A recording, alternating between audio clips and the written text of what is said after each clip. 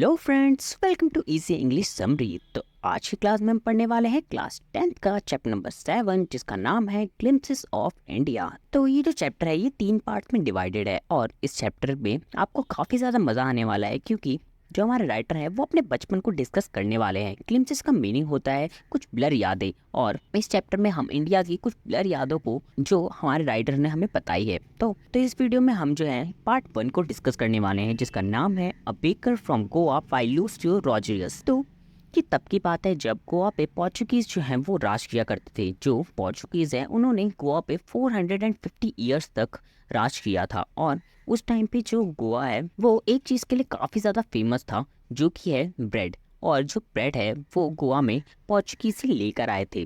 जैसे कि हमारे देश में ब्रिटिश लोगों के जाने के बाद भी उनकी काफ़ी सारे जो ट्रेडिशंस हैं वो आज भी फॉलो किए जाते हैं। जैसे कि इंग्लिश को आज भी काफ़ी ज़्यादा इंपॉर्टेंस दी जाती है क्योंकि हर जगह पे इंग्लिश ही बोली जाती है, इंग्लिश की बुक्स होती है और अभी भी हम इंग्लिश ही पढ़ रहे हैं। तो जो राइटर हैं वो बताते हैं कि उनके बचपन में एक ब्रेड हुआ करती थी जो कि लोफ्स नाम से थी। लोफ्स जो होती है वो लोफ का प्लूरल है। राइटर बोलते हैं कि हो सकता है कि अब इस टाइम पर लोफ्स को इतनी ज़्यादा इंपॉर्टेंस नहीं दी जाती होगी, लेकिन इनके टाइम पर जो लोफ्स हैं वो काफ़ी ज़्यादा फेमस थे। हो सकता है कि लोफ्स जो हैं वो अब लोग नहीं खाते हों, लेकिन उनके बनाने वाले अभी भी जिंदा है।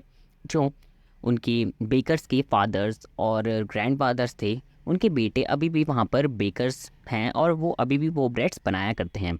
राइटर बताते हैं कि जब वो छोटे थे तो एक ब्रेड वाला उनके वहाँ पर आया करता था। उसके एक हाथ में तो ब्रेड की टोकरी हुआ करती थी और दूसरे हाथ में एक बम्बू हुआ करती थी जिससे कि वो आवाज़ करता हुआ जाता था, जिसकी आवाज़ सुन के जो बच्चे हैं वो जल्दी से उठ जाते थे और उसके पीछे भागना स्टार्ट कर देते थे। उस टाइम पे जो बेकर्स थे उन्हें पैडर बोला जाता था, और जो बेकर है वो जो हमारे राइटर हैं उनके घर के सामने से 2 बार जाया करता था। एक तो तब जब वो ब्रेड्स को लेकर आता था सुबह सुबह, जिस टाइम पे सारे के सारे बच्चे उसे घेर के खड़े हो जाते थे, और एक जब वो ब्रेड्स को बेच के वापस आया करता था। जो बच्चे हैं वो ब्रेड्स के पीछे नहीं भागा करते थे, जो लोफ्स हैं उसके पीछे नहीं भागा करते थे। जो बच्चे हैं उन्हें पसंद थी स्वीट ब्रेड्स, जो कि ब्रेड बैंगल्स हुआ करती थी। जो बच्चे हैं उन्हें ये ब्रेड बैंगल्स बहुत ज़्यादा पसंद थी क्योंकि ये जो ब्रेड बैंगल्स होती है ये स्वीट होती हैं और ये बहुत स्पेशल तरीके से बनाई जाती है। जब भी ये ब्रेड वाला आता था हमारा पैडर, तो इसे घेर के खड़े हो जाते थे। जो पैडर है वो उन्हें भगाता भी था, लेकिन वो तब भी नहीं मानते थे। आखिर वो बच्चे हैं, जो बच्चे हैं वो कभी ऊपर छत पे चढ़ के उन्हें देखा करते थे कि आखिर उसकी टोकरी में आज क्या है।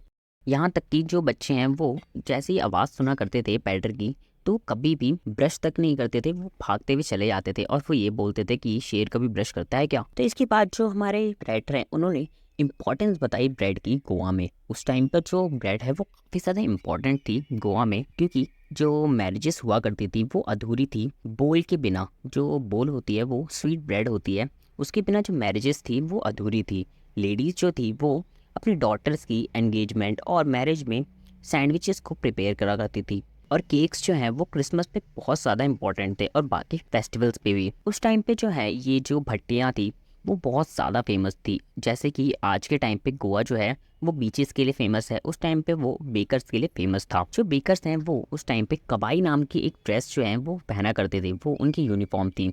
जो कबाई है वो घुटनों से नीचे तक की एक ड्रेस होती है, वो स्कर्ट टाइप की होती है और नीचे तक की होती है, और वो थोड़ी सी फनी भी लगती है देखने में। और आज के टाइम पे अगर कोई ऐसी ड्रेस पहन के घूमे तो राइटर कहता है कि उसे पैडर पैडर कह के बुलाया जाएगा, पैडर पैडर कह के चिढ़ाया जाएगा। जो हमारे पैडर थे वो जो बिल्स थे उनके ब्रेड के, वो मंथ के एंड में लिया करते थे और उसका जो हिसाब है वो दीवारों पर लिख दिया करते थे किसी तरीके से। जो वो ये बिज़नेस था वो काफ़ी ज़्यादा प्रॉफिटेबल बिज़नेस था, और जो बेकर्स थे वो इतने ज़्यादा हेल्दी और मोटे ताज़े खाते पीते घर के लगा करते थे जैसे कि वो कोई पहलवान हो। आज भी उन बेकर्स को किसी पहलवान से कंपेयर किया जा सकता है। तो राइटर ने बस यही बातें, यही ग्लिम्पसेस जो हैं वो शेयर करी इस चैप्टर में। तो बस इस चैप्टर में सिर्फ इतना ही। इसके बाकी पार्ट्स जो हैं वो आपको मेरे चैनल पे मिल जाएंगे। तो इस तरीके की और समरी जानने के लिए मेरे चैनल को सब्सक्राइब करें। Thank you.